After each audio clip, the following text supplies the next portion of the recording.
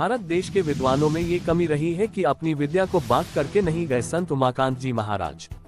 बाबा जय गुरुदेव आश्रम उज्जैन से में 3 दिवसीय आध्यात्मिक होली पर्व के दूसरे दिन भक्तों को सत्संग सुनाते हुए परम संत बाबा उमाकांत जी महाराज ने बताया कि कला और विद्या को दूसरों को बताना और सिखाना चाहिए। Bureau report Ujjain. भारत के लोगों में ये सबसे बड़ी कमी रही है कि वे अपने ज्ञान को, अपनी विद्या को अपने शरीर के साथ ही लेकर चले गए। ज्ञान को बांट करके जाना चाहिए, ज्ञान को रखना नहीं चाहिए। यह विद्या है, जितना बांटोगे उतनी ही यह बढ़ेगी। उन्होंने बताया संतों का दर्जा सबसे ऊपर होता है। संत रहते तो इसी मनुष्य शरीर में हैं, लेकिन ऊपर के लोगों की पूरी जानकारी रखते हैं और सभी लोगों में उनकी पहुंच होती है। स्प्रॉल संतों की बातें सुनकर, व्यवहार को देखकर कुछ लोग उन्हें मनुष्य समझने लगते हैं, परंतु ऐसा नहीं, उनमें परमात्म शक्ति होती है। जय गुरुदेव नाम में शक्ति है, ताकत है, बोलने से फायदा मिलेगा।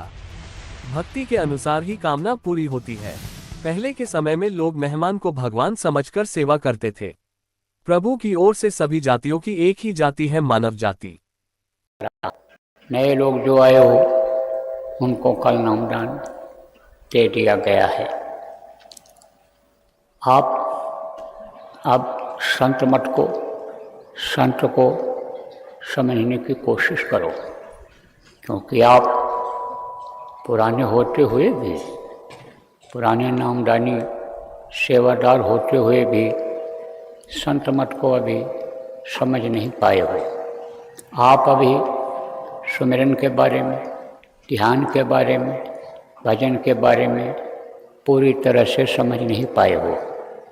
अगर समझते तो आप करते, और उसमें फिर आपका मन लगता, फिर इधर उधर कहीं भी मन नहीं जाता।